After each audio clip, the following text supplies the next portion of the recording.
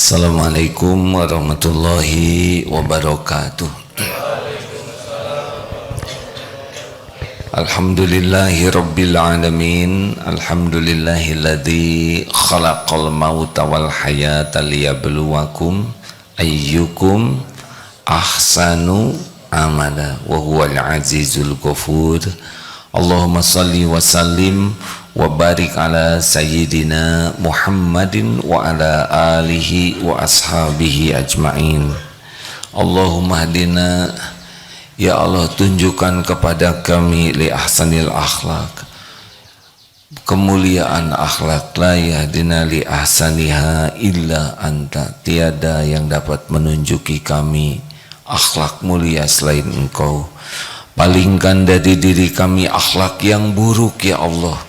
Tiada yang dapat memalingkan dari diri kami akhlak yang buruk illa ant, selain engkau ya arhamar rahimin. Taqabbal minna ya karim, amin ya rabbal alamin. Doa barusan adalah doa yang sangat penting. Allahumma hdini li ahsanil akhlak.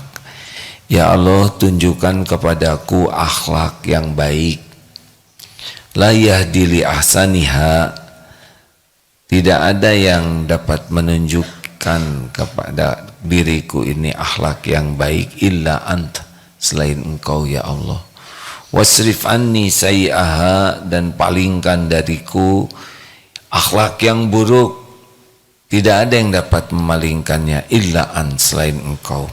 Jadi kita ini baru bisa berakhlak baik dengan pertolongan Allah.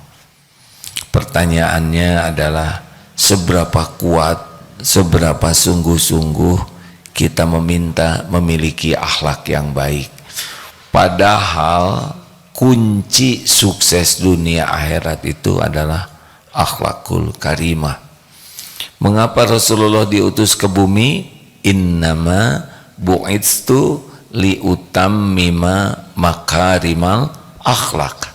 Sesungguhnya aku diutus ke bumi hanyalah untuk menyempurnakan kemuliaan akhlak. Jadi kalau kita ingin tahu siapa orang yang paling bagus Islamnya, lihat akhlaknya. Siapa orang yang paling bahagia di dunia ini, lihat akhlaknya. Dan siapa orang yang paling kokoh imannya, lihat akhlaknya. Berikut ini hadis-hadisnya ya. Siapakah orang mukmin yang paling sempurna? Akmalul mu'minina imanan. Kaum mukmin yang paling sempurna imannya adalah ahsanuhum khuluqa, orang yang paling baik, paling mulia akhlaknya. Jadi kalau ingin lihat mana sih orang yang paling bagus imannya, gampang, lihat akhlaknya. Hadis lain, timbangan apa yang terberat di akhirat nanti? Salat, saum, haji, sedekah, jihad fisabilillah. Apa timbangan terberat? Ma syai'un atsqalu fi mizanin mu'minin yaumal qiyamah min khuluqin hasanin. Tidak ada satupun yang lebih berat dalam timbangan seorang mukmin di hari kiamat selain khuluqin hasanin, akhlak yang baik. Jadi timbangan terberat di akhirat nanti timbangan akhlak. Inna min ahabbikum ilayya wa aqrabikum minni majlisan yaumal qiyamah. Sesungguhnya orang yang paling aku cintai di antara kalian dan yang paling dekat majlisnya denganku di hari kiamat adalah ahasinukum akhlaqa, orang yang paling baik akhlaknya. Jadi rekan-rekan sekalian, kalau kita ingin bahagia di dunia, di akhirat, di kubur, di yaumal qiyamah, kita bisa dibangkitkan dekat dengan Rasul. Timbangan terberat kita adalah timbangan akhlak. Pertanyaannya,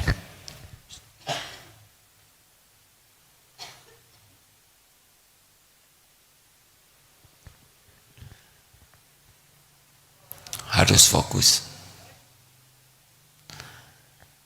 Timbangan terberat, timbangan akhlak. Sederhananya akhlak itu apa? Cung, siapa yang tahu? Akhlak itu respon spontan. Kalau sedang duduk begini, tidak kelihatan akhlak yang sebenarnya. Tapi ketika ada sesuatu yang menyenangkan atau yang tidak disukai, akan keluar reaksi spontan kita. Kalau dipuji, akan keluar ujubnya. Wah, kamu hebat. Belum seberapa. Saya belum keluarkan kemampuan saya. Gagal. Kalau dicaci, penyol, lu jangan sembarang ngomong. Akhlak itu. Kalau orang yang akhlaknya baik, dipuji dan dicaci, datar saja. Karena memang baginya orang yang akhlak baik tahu pujian itu ujian, cacian juga ujian. Yang penting lulus ujian. Wah, kamu hebat, keren. Alhamdulillah, semuanya pertolongan Allah. Hei, kamu ngaco. Ya, doakan supaya saya bisa memperbaiki diri. Tenang saja. Monyet lu. Bukan. Kita sama-sama manusia. Assalamualaikum. Beres. Ban meletus. Wah, celaka nih. Padahal enggak celaka, cuma ban meletus. Tapi yang akhlaknya baik, innalillahi wa inna ilaihi rajiun. Qadarullah wa ma syaa fa'al. Ban meletus, ya semuanya ada waktunya. Semuanya ada ajalnya. Kenapa dong ban kita yang meletus? Karena ada rezeki tukang tambal ban di dompet kita. Wah, gimana nih? Gak ada masalah. Ini masih jauh nih tempat tukang tambal bannya. Berarti kita olahraga ngedorong motor. Beres. Makanya orang yang akhlaknya baik, lapang, sempit, sehat, sakit, ada, tiada, diangkat, diturunkan, semuanya jadi pahala. Pertanyaan, dari mana datangnya akhlak? Cung, siapa yang tahu? Dari, ini udah pada tahu, cuma rendah hati ya. Datangnya dari hati. Ala inna fil jasad mudghah, idza saluhat saluhal jasadu kullu, wa idza fasadat fasadal jasadu kullu, ala wahiyal qalbu. Ketahuilah dalam jasad ini ada segumpal daging, sesuatu kalau dia baik, baik seluruhnya, kalau dia buruk, buruk seluruhnya. Itulah yang dinamakan qalbu. Jadi akhlak seseorang tergantung hatinya, qalbunya. Jadi tidak bisa mengatakan begini, orang itu sebetulnya baik hatinya, cuman ngomongnya aja yang kasar, gak bisa. Kalau hatinya baik, perkataannya akan ke bawah baik. Dia tuh sebetulnya baik, cuman dia agak emosional. Enggak, kalau baik tidak akan emosional. Hati dibagi berapa adik-adik? Dibagi 3. Qalbun mayit, hati yang mati. Qalbun marid, hati yang sakit.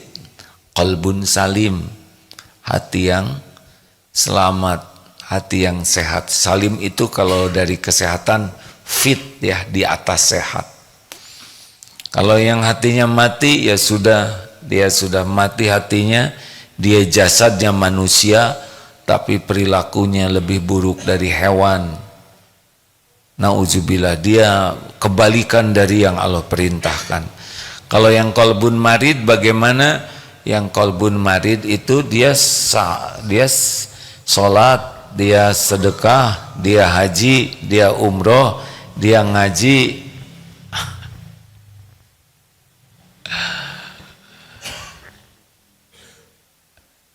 Tapi GTA, galau tiada akhir.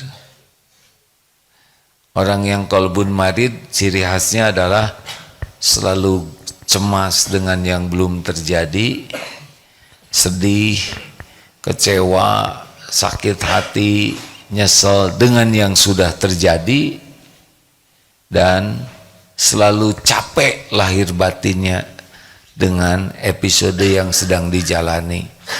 Jadi nggak ada bahagianya, kasihan. Nah yang bagus apa?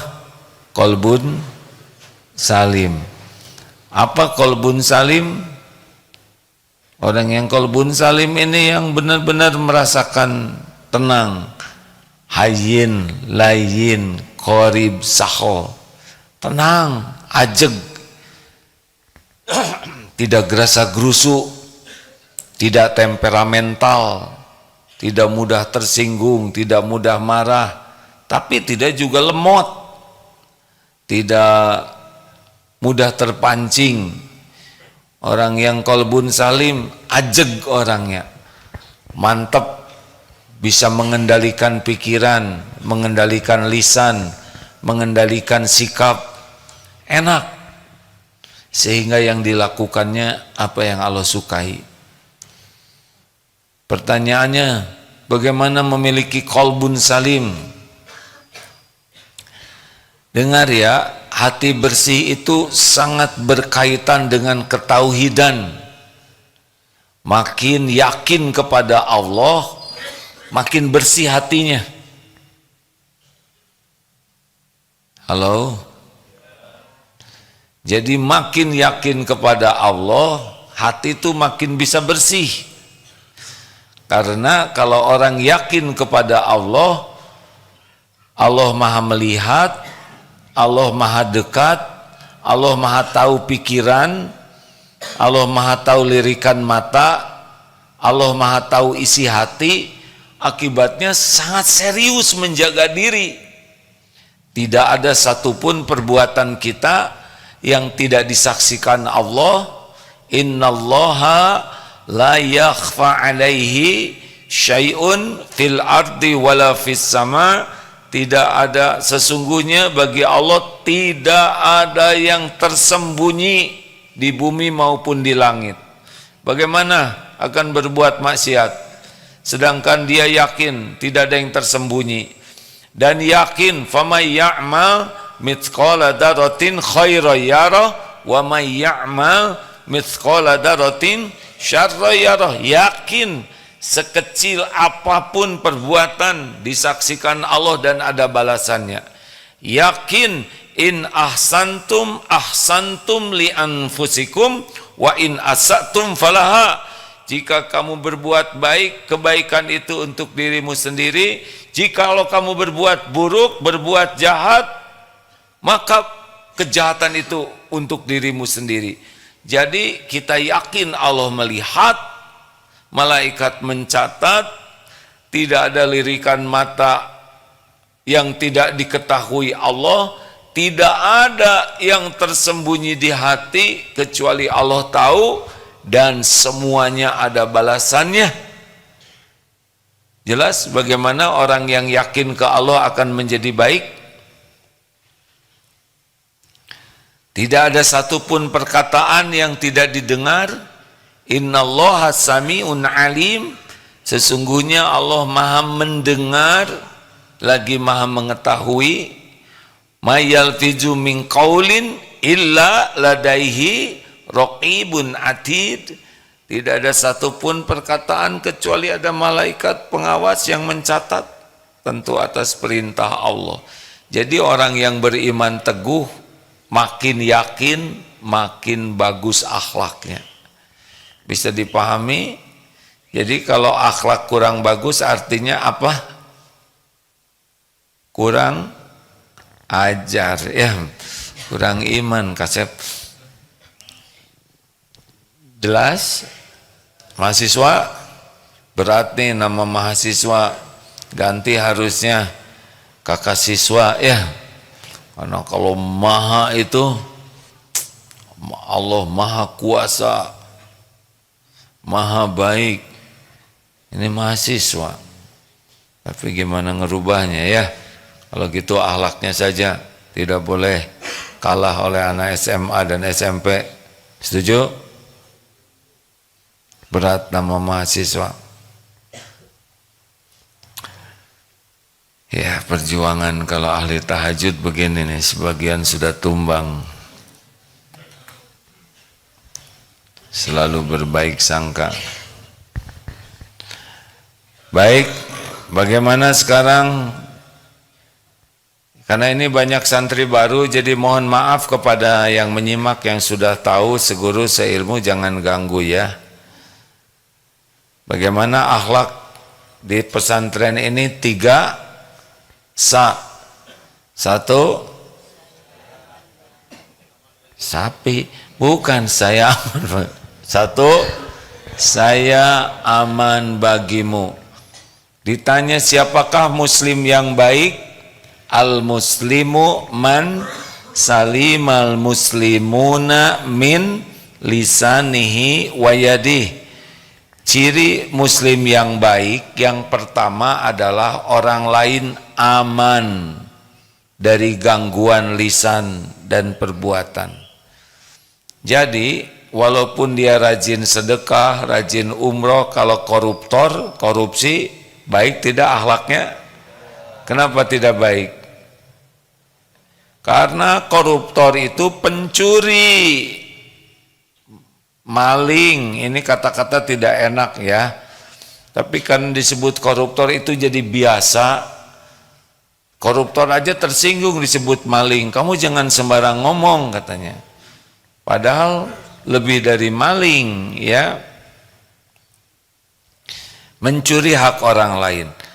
Adik-adik ingin jadi orang yang selamat, cara yang pertama adalah tahan diri sekuat tenaga dari apapun yang merugikan orang lain, sekecil apapun. Itu sudah akhlak yang bagus. Pernah dengar muflis? Muflis tahu muflis, bangkrut, yaitu orang yang di dunia ini banyak kebaikannya, banyak amalnya, dia sholat, saum, berbagai hal. Tapi ketika di akhirat dihisab, dia gagal jadi ahli sorga, padahal banyak berbuat baik. Tahu kenapa?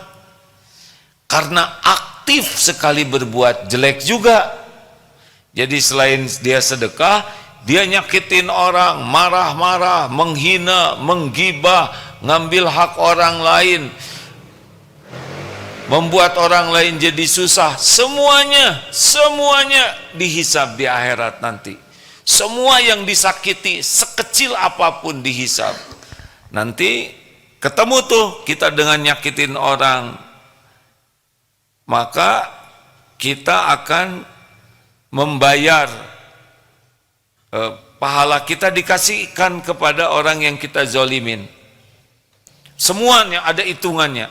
Yang belanja enggak bayar, yang menghina, yang menggibah, yang memfitnah, semuanya akan ketemu di yaumal hisab. Walaupun cuma nyikut begini, kena nanti bayar, ya enggak? Nyet pada ke orang bayar semuanya. Tidak ada sekecil apapun perbuatan buruk kita kecuali akan ketemu dan akan dipertanggungjawabkan. Kalau tidak sempat selesai di dunia, ini urusan kita bayar. Pakai sholat kita bayar, pakai sedekah bayar, pakai baca Quran bayar. Nah yang disakitinya banyak, udah habis tuh pahala dipakai membayar orang yang kita zolimi. Yang disakiti masih banyak. Tahu apa yang terjadi dek? Dosa orang yang kita sakiti, tebusan dari kezoliman kita dipikul oleh kita. Jadi nanti ada yang tidak berzina bisa mikul dosa zina. Kenapa? Karena dia nyakitin orang dan tidak ada buat membayarnya, dipikul dosa orang tersebut. Jadilah dia bangkrut, muflis. Dia berbuat baik tapi jadiin ahli neraka Karena apa?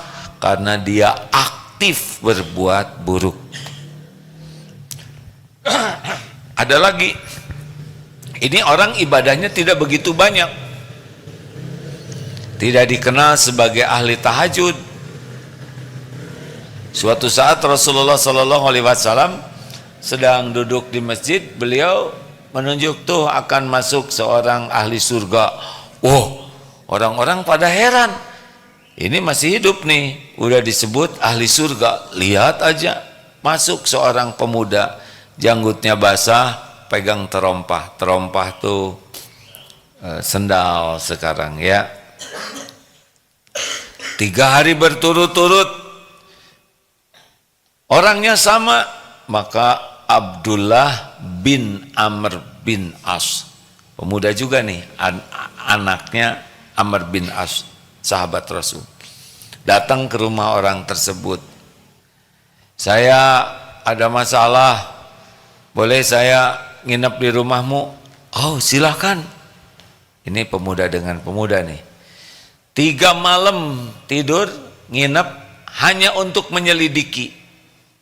Ternyata tidak kelihatan hebat tahajudnya, tidak kelihatan ahli tahajud, hanya setiap kali membolak-balik badannya selalu berzikir kepada Allah dan tidak pernah bicara kecuali bicara yang baik.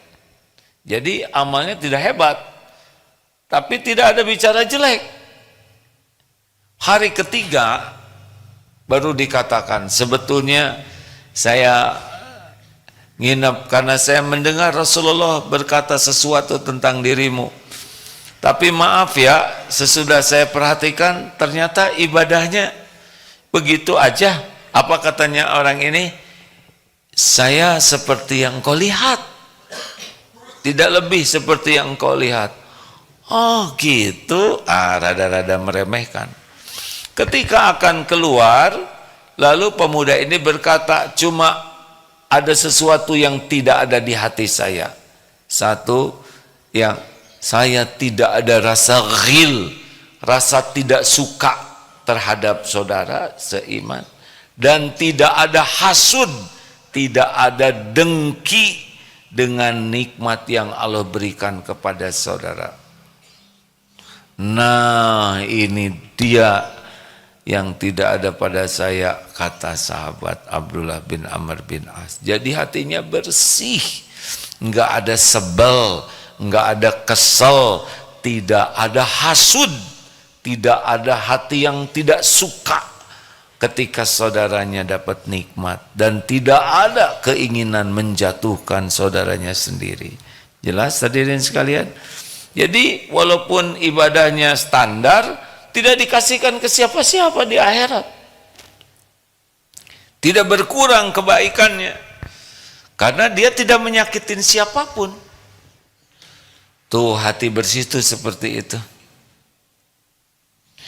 Adik-adik, jangan sakitin siapapun sekuat tenaga. 2, saya menyenangkan bagimu. Di mana kita ada, buatlah orang lain itu senang. Karena amalan yang sangat dicintai Allah adalah memasukkan kebahagiaan ke hati orang lain. Ini amalan yang disukai Allah. Makanya usahakan kalau kita tidak bisa memberi apa-apa, kita jangan merugikan. Kalau kita tidak bisa membagikan minyak wangi, kita jangan bau keteknya. Yang bagus selain tidak bau, juga kita harum. Kita memang belum bisa membagikan orang ngasih minyak wangi, tapi kita harum. Udah bikin seneng belum? Kita 5S, senyum, salam, sapa, sopan, santun. Ini menyenangkan orang. Coba kalau kita lihat orang senyum, kita kebawa bahagia.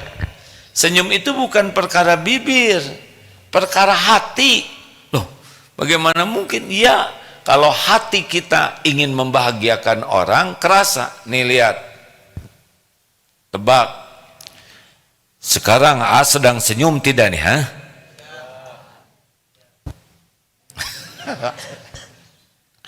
Bagaimana sekarang, kan?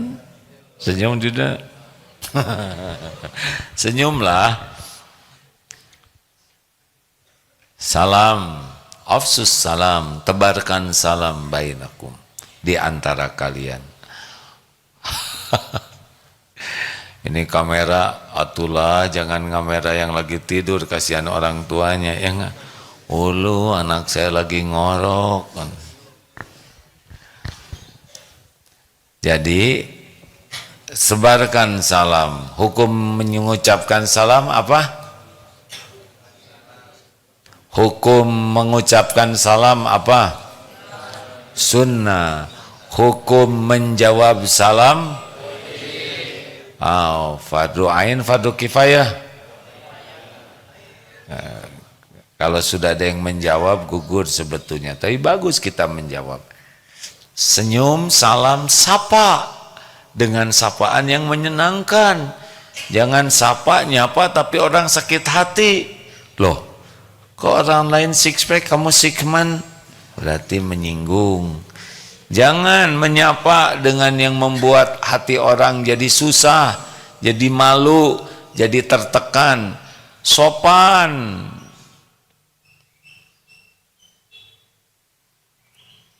Sopan.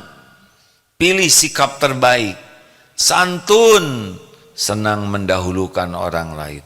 Pas mau buka pintu ada orang tua jalan, kita berhenti, dahulukan orang tua. Jangan sampai berpapasan, jangan. Kalau kita duluan, ada orang tua di belakang kita, kita berhenti dulu. Berikan kepada orang tua. Kalau ketemu pintu, kita duluan, bukakan pintu. Supaya orang tua bisa tidak usah membuka. Kalau kelihatan berat bawa belanjaan atau bawa beban, kita tawarkan. Begitu keren. Kalau mau nyebrang, kita yang bisa nyetop. Biarkan orang lain nyebrang. Kalau ada mobil yang sedang berat, mau susah hidup, bantu, dorong, bantu. Tapi harus jelas dulu, ya. Kan ada mobil mundur, dia cepat-cepat tahan sekuat tenaga. Karena takut mobil ini mundur.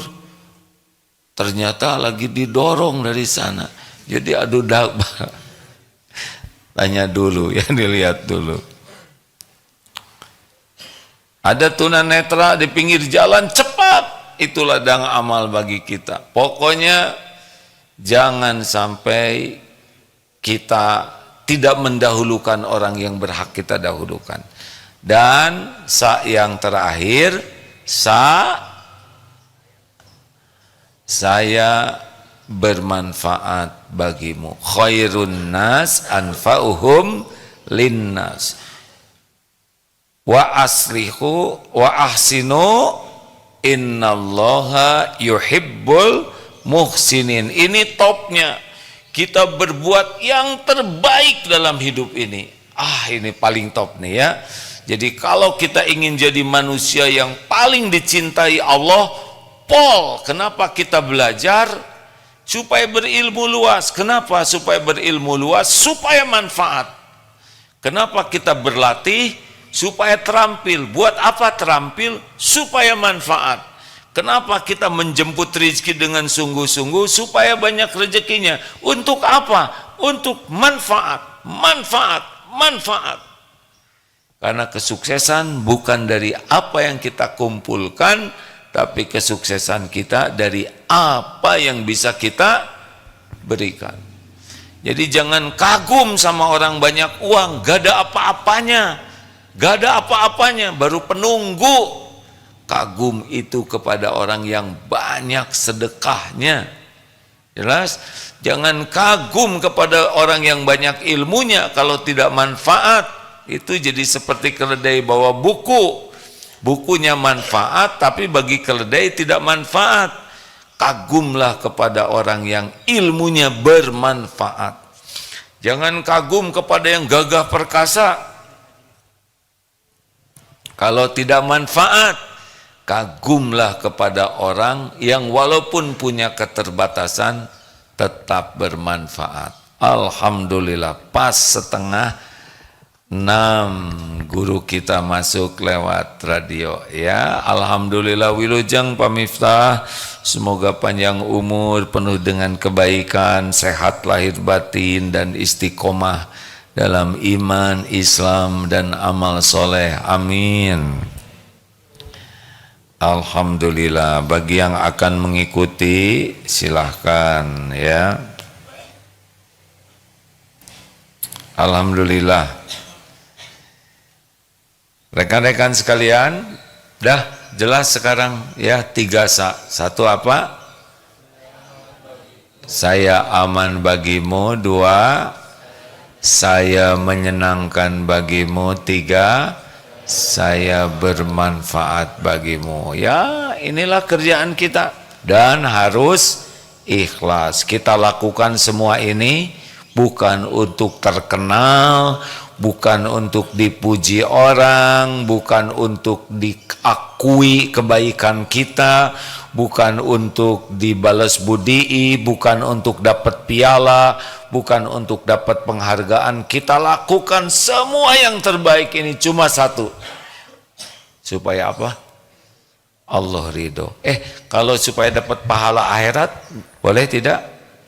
Boleh, itu bagian daripada keridhaan Allah ya. Saya melakukan ini supaya saya dapat pahala di akhirat, itu juga bagian dari keridhaan Allah. Kalau Allah tidak ridho, tidak ada pahala di akhirat. Baik, ada pertanyaan silakan.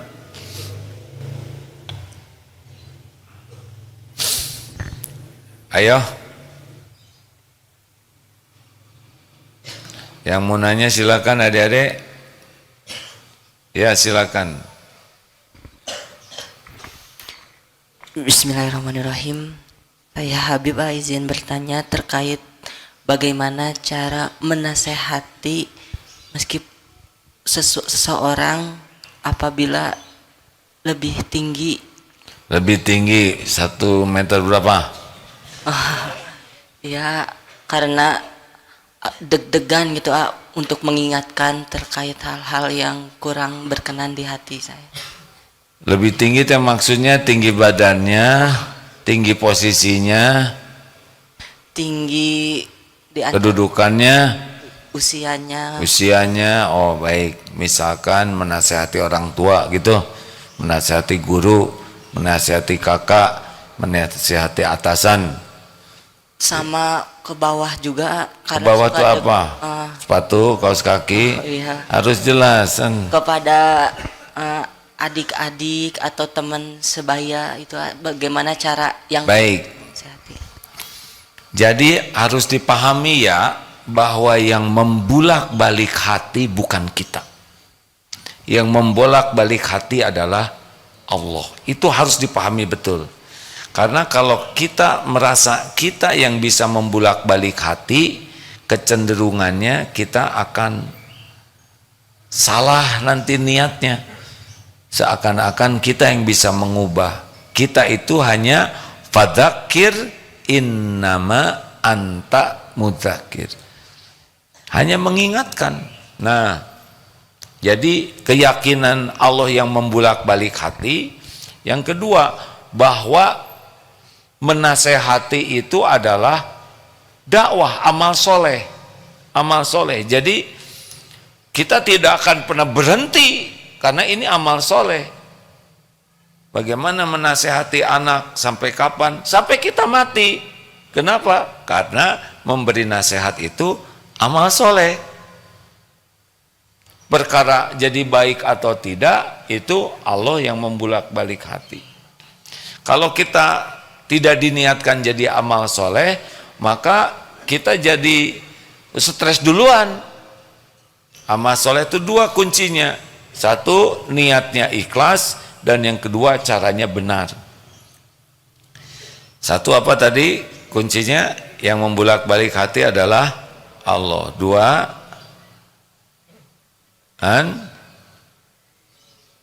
memberi nasihat itu amal soleh.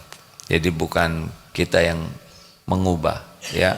syarat amal soleh ada dua. Satu, niatnya ikhlas. Yang kedua, caranya ittiba, benar, ittiba kepada Rasul. Lalu apalagi kalau di dalam memberikan dakwah. Nah, yang ketiga, sebaik-baik nasihat itu adalah keteladanan kita. Jadi jangan sampai nasihat itu hanya untuk orang lain, harus kepada diri kita sendiri dulu. Karena kesenjangan antara, perbedaan antara nasihat dengan kelakuan kita, itu secara syariatnya itu yang melumpuhkan kepercayaan orang ke kita. Sabar dong, jadi orang sabar gitu. Jangan marah-marah melulu sambil marah gitu. Jadi ini yang melumpuhkan kekuatan nasihat kita adalah karena kita tidak sama antara perkataan dan perbuatan. Jadi harus sekuat tenaga, walaupun tidak akan sempurna ya, tapi harus ada upaya keras kita untuk mengamalkan apa yang mau kita nasihatkan. Secara hakikatnya Allah melihat kelakuan kita cocok tidak, kalian harus jujur. Tapi dia tidak jujur, ya udah mentah tuh. Allah kan tahu. Allah tahu antara perkataan kita dengan perbuatan kita. Ini hakikatnya ya. Allah tahu kita ini no action talk only. Secara syariat orang juga melihat, dia ngomong aja, dia juga kelakuannya. Jadi dua-duanya klop, membuat tumpul. Nah, yang ketiga, yang keempat, cara menasehati orang itu posisi kita jangan di atas hati kita tuh. Jadi posisi kita itu khidmat. Gini, ingat nasihat guru ya, kalau jadi kiai, jadi ulama, jangan merasa lebih dari umat, maksimal merasa sama, tapi yang benar di bawah. Karena Allah sudah memberi ilmu, jadi kita melayani dengan menyampaikan ilmu. Jadi posisi kita tuh jangan naruh di atas, tapi kita seperti yang nyumbang gitu, memberikan bantuan. Nah, kalau posisi kita di atas, nada kita beda. Sholat, kamu ada sholat, nah itu udah di atas tuh ya, karena kita nggak berani kan ke atasan. Sholat, bisa buntung nih telunjuk ya. Kalau posisi kita sudah berkhidmat ya, membantu, nah itu sudah ke kitanya nggak ada beban. Dan orang yang dibantu tuh suka. Nih coba ini yang sederhananya ya, Dek, perasakan ini Dek. Nih tunjuk, maaf ya, tok tuh ditunjuk ya. Tuh bandingkan dengan jempol, enak mana? Jawab, enak mana? Apa sudah pernah ngemut jempol saya? Aneh, ada rasanya ini. Bandingkan dengan tangan terbuka, enak mana? Kenapa ini ada rasanya? Coba di sini, mau rasakan ini tangan terbuka? Kalau pakai ini kan jangan gitu. Kalau ini gini, kalau ini gitu.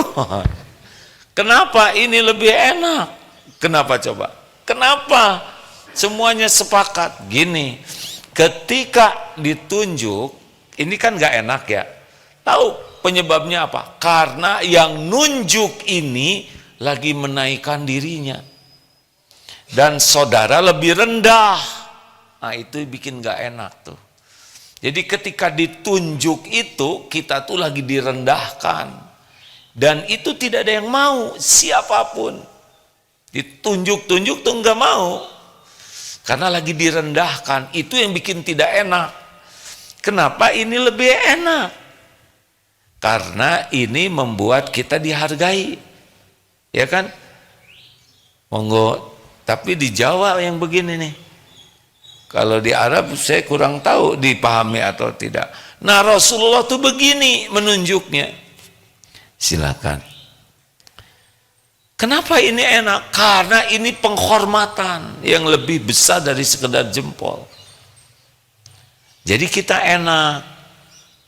Nah, kalau kita bisa seperti itu dalam memberikan nasihat, ya, jadi orang tidak dalam posisi di bawah, terpojok, terendahkan, itu bisa nerima. Nah, biasanya, Pak, ayo dong ke masjid, Pak. Masa Bapak udah tua nggak ke masjid? Katanya lelaki yang nggak ke masjid, lelaki solehah. Olahraga kuat, jalan-jalan jauh kuat, ke kantor jauh kuat. Masa ke rumah Allah yang nyiptakan Bapak nggak kuat? Nah, itu benar kata-katanya, tapi rada-rada membuat nggak enak karena posisi kita udah di atas. Gitu, bisa pakai cerita. Pas saya dapat cerita tetangga itu, teman ini ya dapat cerita Rasulullah, kita ceritakan. Jadi tidak dalam menasehati, tapi berbagi cerita, berbagi pengalaman. Kalau dalam bahasa Sunda, laukna benang, caina herang. Tahu artinya? Ikannya dapat, airnya tetap bening. Kan pernah dengar juga tentang Hasan Hussein. Ketika ada seorang bapak-bapak wudunya salah, tidak dikoreksi, bapak teh wudu salah, enggak. Tapi gimana sih Kak, waktu Rasulullah ngajarin wudu, seakan-akan ngobrol, begini, jadi lihat tuh si bapak teh, oh begitu, enggak kelihatan menasehati, benar? Ah, ini bijaksana. Itu cucu Rasul kecil-kecil udah bijaksana, ya. Menjaga perasaan. Dan satu lagi yang terakhir, doakan. Biasanya kita nasihat-nasihat tapi jarang mendoakan. Padahal doa lebih kuat dari nasihat. Doa itu mengandalkan Allah. Nasihat mengandalkan lisan, ya. Baik. Pertanyaan selanjutnya, Mim. Cek. Bismillahirrahmanirrahim. Izin AA, ada pertanyaan dari media sosial. Apakah mengkritik guru di status adalah bagian dari sikap sul adab, A? Mengkritik guru di status? Iya, mungkin nggak berani bilang langsung. Oh, statusnya siapa yang baca? Jadi teman-teman ya kalau gitu, A. Kalau gitu gibah. Datang ke guru baik-baik, bukan kritik, mungkin memberikan masukan atau menyampaikan kepada gurunya guru. Kalau tidak berani, ya. Kalau kita ngkritik guru di status, sedang gurunya tidak punya HP, bagaimana kritik itu sampai? Kalau tujuannya ke guru, kita harus jaga kehormatan guru, itu namanya mempermalukan guru. Dan kalau benar gibah, kalau tidak benar fitnah. Jangan, itu tidak menyelesaikan masalah, itu menambah masalah. Silakan lanjut. Cek. Izin. APW akhlak plus wiraswadma, silakan. Tenang. Assalamualaikum warahmatullahi wabarakatuh. Waalaikumsalam warahmatullahi wabarakatuh. Saya dari Centri APW ingin bertanya. Sudah berapa lama APW? 2 bulan, 2 minggu. Oh, berapa pekan lagi? 2 pekan lagi ya. APW itu singkatan dari akhlak plus wirausaha. Lama paket programnya 3 bulan. 3 bulan. Alhamdulillah. Silakan, Dek. Saya ingin bertanya, takdir apa yang bisa dirubah dan takdir apa yang bisa dirubah, dan amalan apa yang bisa merubah takdir? Jadi takdir itu sepenuhnya rahasia Allah, kekuasaan Allah. Kita tidak perlu banyak berpikir takdir kecuali kalau sudah terjadi. Ya, kalau belum fokus saja. Ihris ala ma yanfa'uk wasta'in billah wala ta'jaz. Jadi begitu.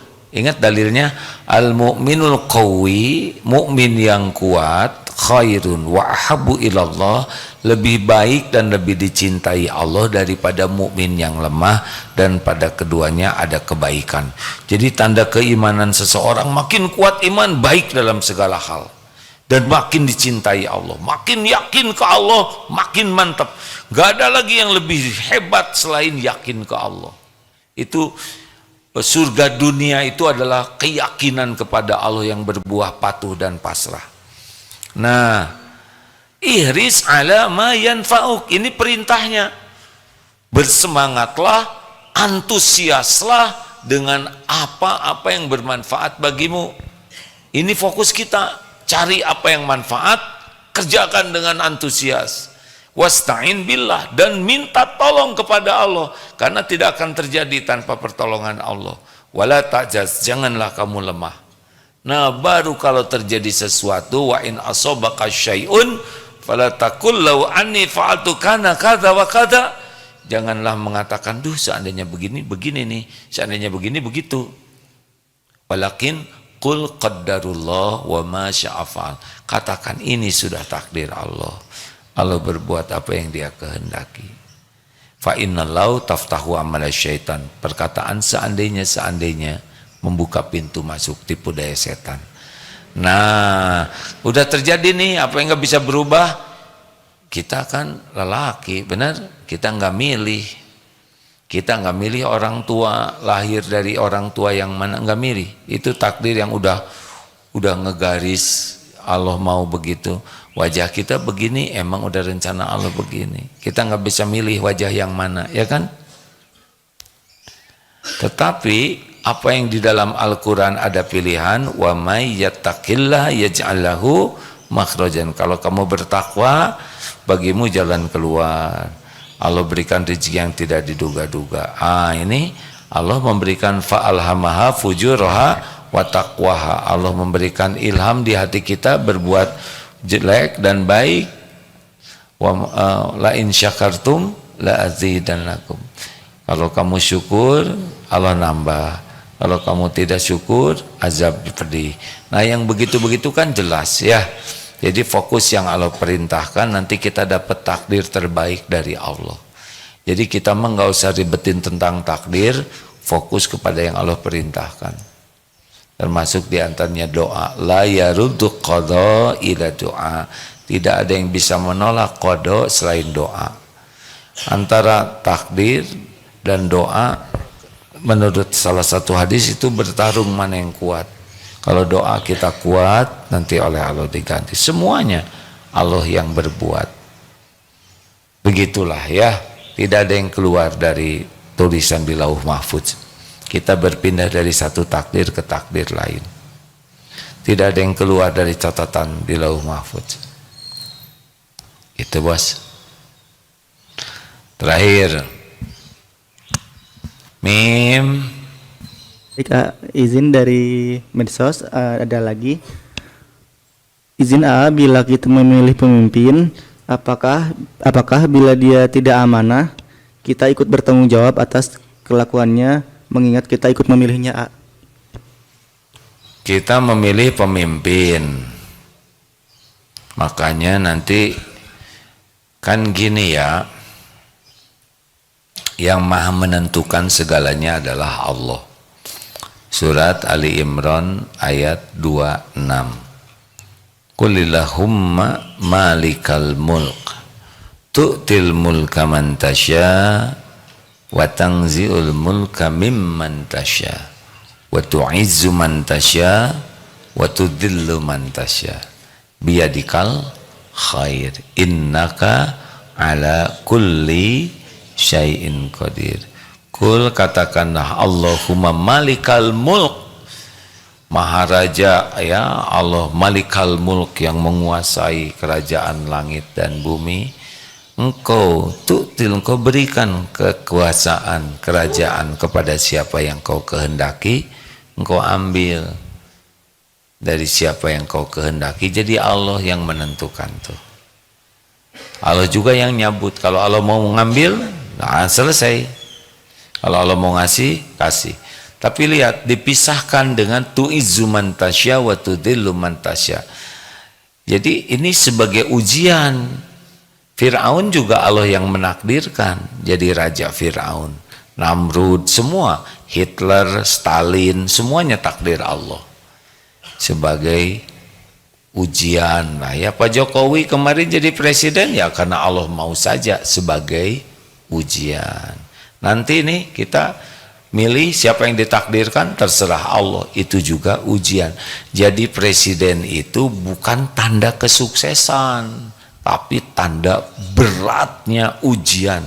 270 juta orang nanti harus dipertanggungjawabkan.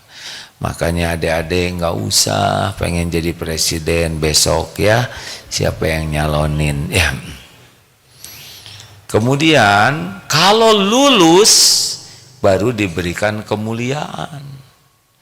Kalau tidak lulus dikasih jabatan, jadi zolim, jadi perbuatan buruk, maka dia diberikan kehinaan.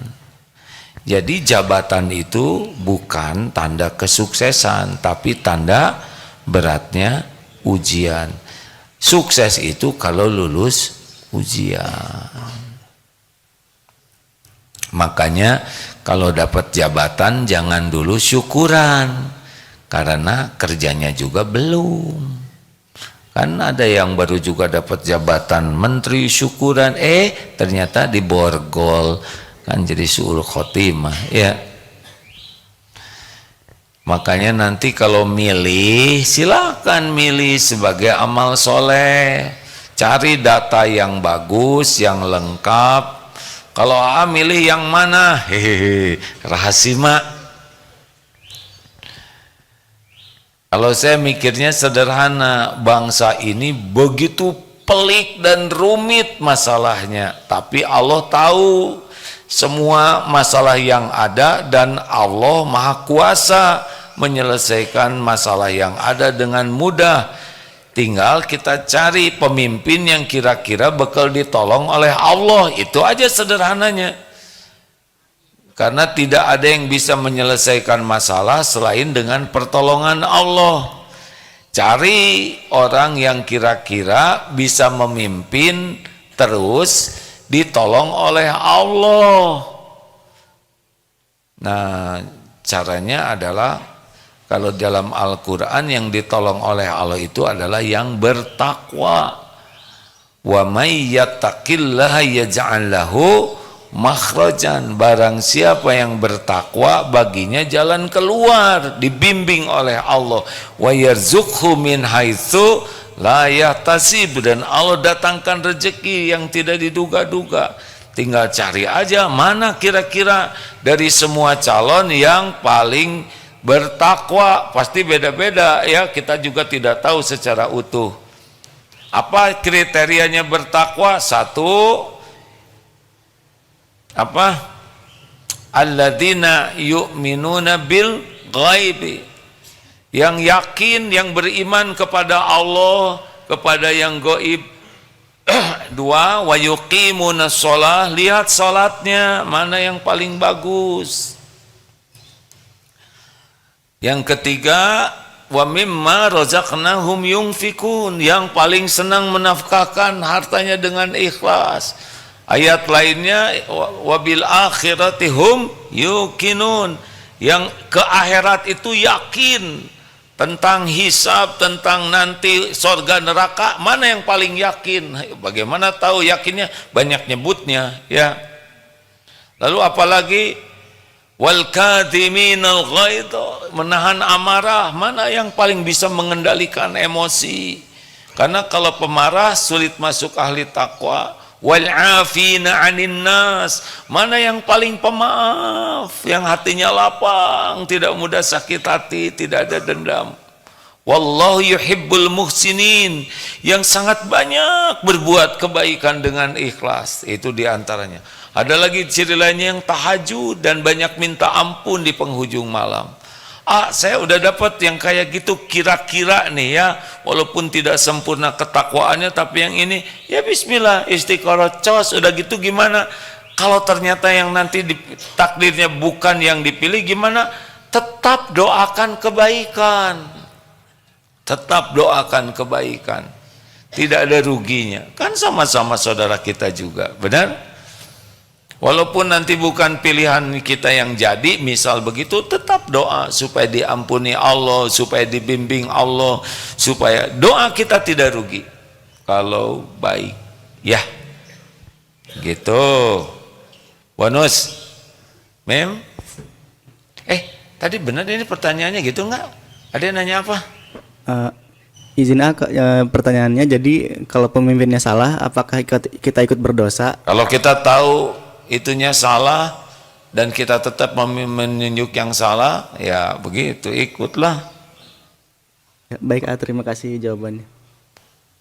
Tapi ya kalau kita udah sekuat tenaga mencari kriteria terbaik, orang kan tidak ada yang sempurna ya.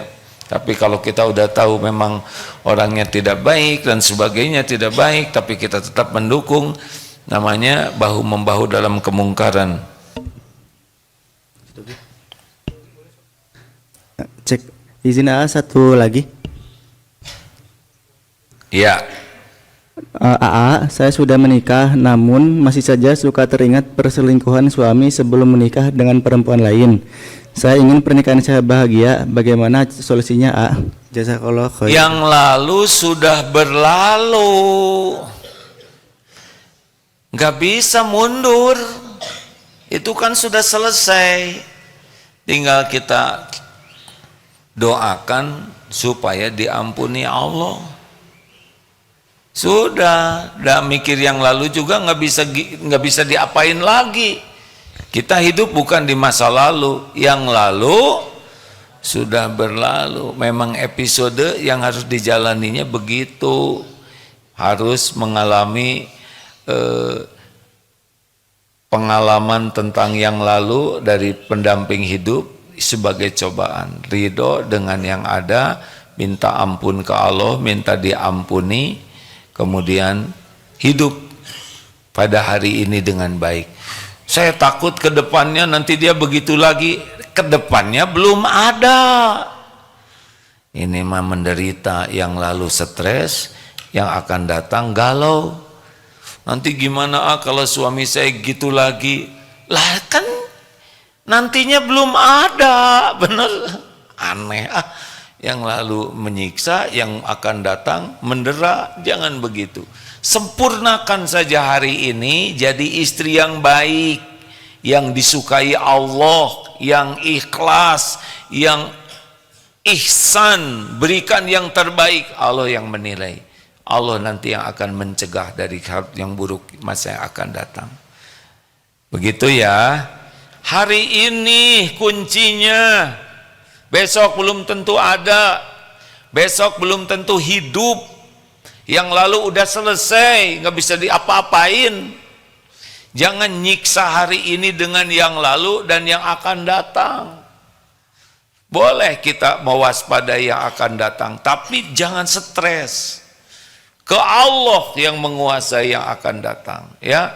Takut suami nanti begitu lagi, doa yang banyak, Allah yang menguasai. Jangan jadi cemburuan, curigaan, stres. Besok belum tentu hidup kita ini, benar? Hari ini kuncinya. Saya kan kuliah, gimana kalau saya lulus kuliah nanti nggak dapat kerjaan? Sekarang aja baru semester 1. Sempurnakan hari ini kuliahnya. Kalau kita baik hari ini, Allah yang ngasih nanti rezekinya, ya. Kira-kira saya dapat jodoh nggak tahu, saya kan nggak ngerti. Tinggal sempurnakan masa lajangnya dengan akhlak yang baik, berbakti ke orang tua, maksimalkan tiap waktu dengan baik, doa, Allah nanti yang ngasih yang terbaik. Udah saya jadi emosi begini ya. Terima kasih hadirin sekalian. Sampai jumpa kajian nanti asar dan bada isya di Darut Tauhid. Terima kasih, pas waktunya. Subhanakallahumma bihamdik asyhadu alla ilaha illa anta astaghfiruka wa atubu ilaik. Assalamualaikum warahmatullahi wabarakatuh. Waalaikumsalam.